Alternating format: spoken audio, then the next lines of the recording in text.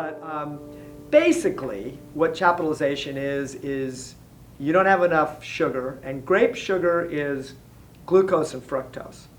Okay, and if you take glucose and fructose and you put them together, you get sucrose, which is table sugar. You hydrolyze those, you get glucose and fructose, grape sugar.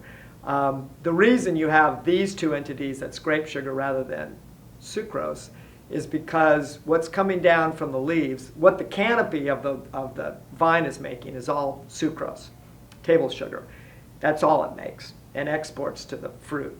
And this comes down to the fruit, and the way the grapes are able to concentrate it is they have an enzyme called invertase. Actually, I'm sure there's a new one now, but I'm an old guy, so it's probably, I don't know what it would be called. But anyway, it's an enzyme that hydrolyzes sucrose to glucose and fructose.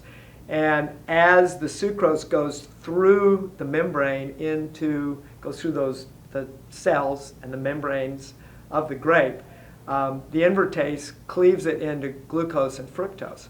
So there's always a gradient from the vascular system of the plant for sucrose into the grape, because there's no sucrose inside the grape, so it can just continue to feed. Sucrose can still keep going through because of that gradient.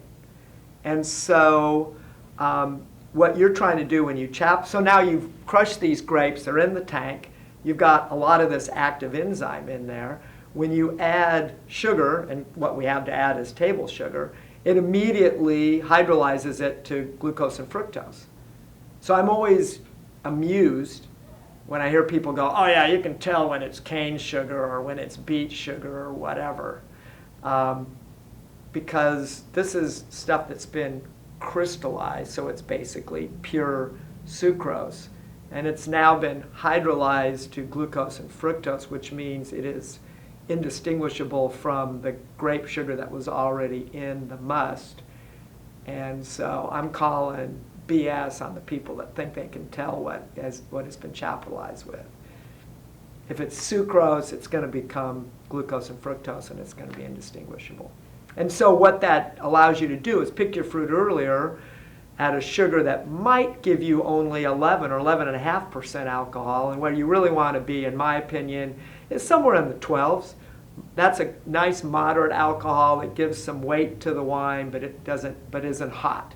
And there are situations where it's appropriate to have lower sugar, and there are certainly situations where it's appropriate to have higher sugar. But what I'm always aiming for, if I'm picking a little bit earlier where I'm getting those type of flavors or being forced to by the weather, is to get it to 12 to 12.5%.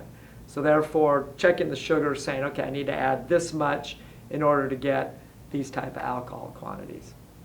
And so chaptalization is just a tool that people all over the world use in order to achieve those moderate, proper alcohol levels.